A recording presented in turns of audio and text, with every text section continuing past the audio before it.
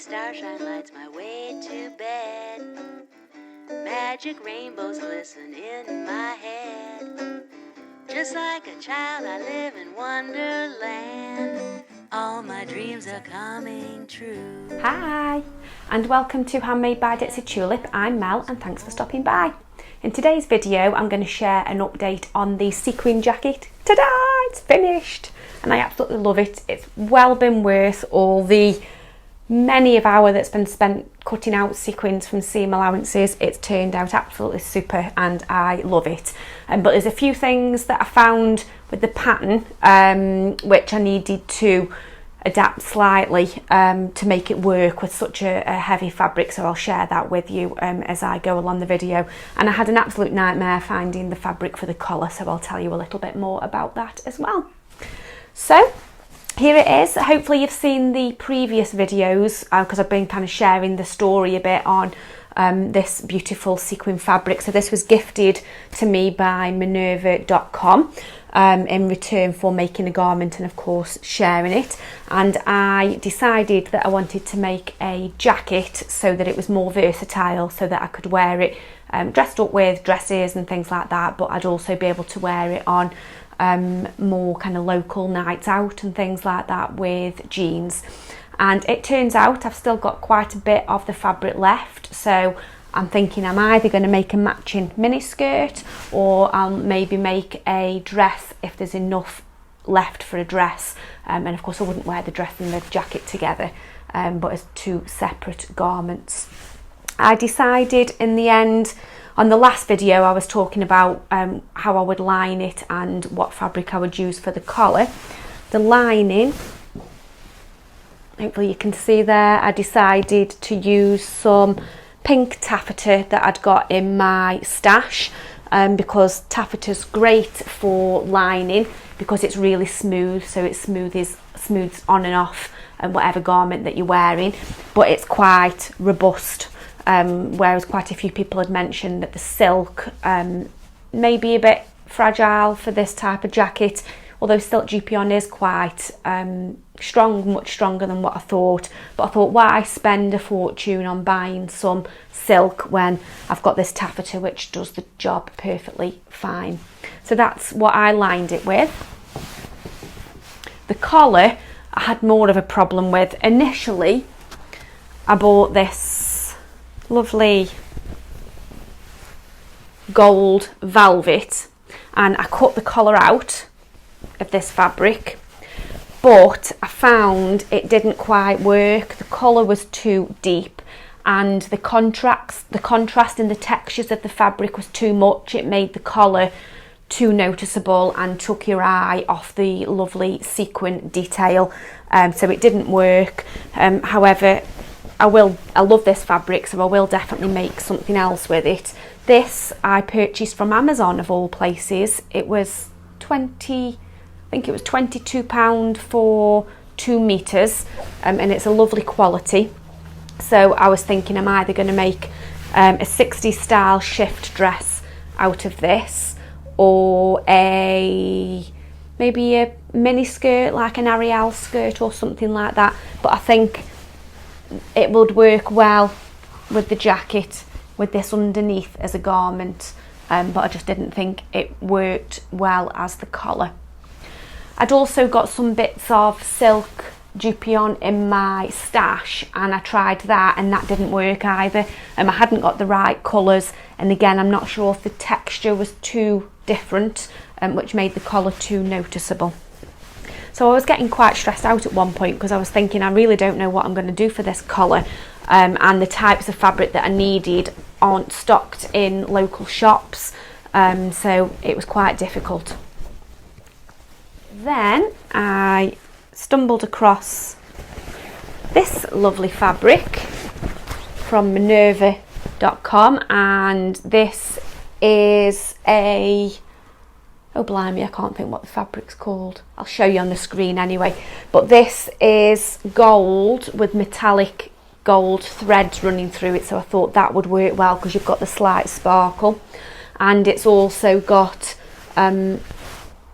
like stripes or lines running through it, so again I thought that would work quite well with the sequins because they'll complement each other, and I'm quite pleased actually with how that's turned out. I think the colour is just nice. It doesn't take your eye away from the sequin. I did decide to make the collar thinner because for this Wixton, in fact I'm not sure if I've said what pattern I've used. I kind of always assume that people have watched the previous videos. It's the Wixton-Heirloom pattern, and this normally has a super thick collar, but I decided to halve the width of it so that it's not quite so noticeable.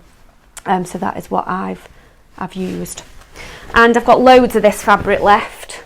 So yeah, I think I'm going to make a nice structured dress out of this.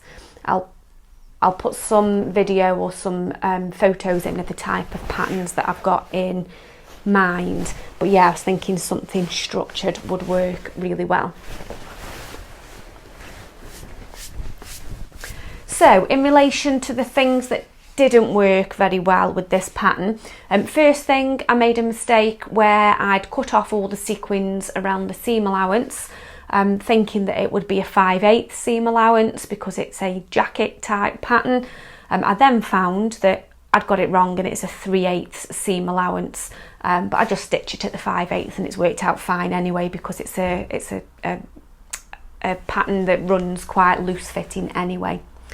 I then made the jacket up as per the instructions, and this pattern is meant to be reversible. Of course, I'm not going to wear this as reversible because it would be super uncomfortable, but because it's made to be reversible, the hem of this is super thin. You don't have a thick hem like you would normally on a jacket, and that's how I made it up initially.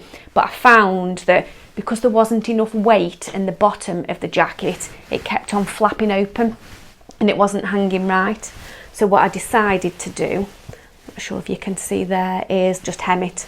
So I've just turned it up a good 5 centimetres, I think I did, so that it got a really thick hem, and then it sits much better now because the weight of the hem pulls it down. And yeah, you know, it's not great now because this bit here is folded up, whereas normally that would be nice and flat, but it's fine. And you know, it's only on the inside, so that's absolutely fine. So if you do decide to make a Wixton-Heirloom in a heavyweight fabric, then just be mindful of that it doesn't, because of the way it's designed, it doesn't have a weighty hem, and with heavier weight fabrics you really need that weighty hem in order to pull it down. You need that gravity to pull it down so that it sits right.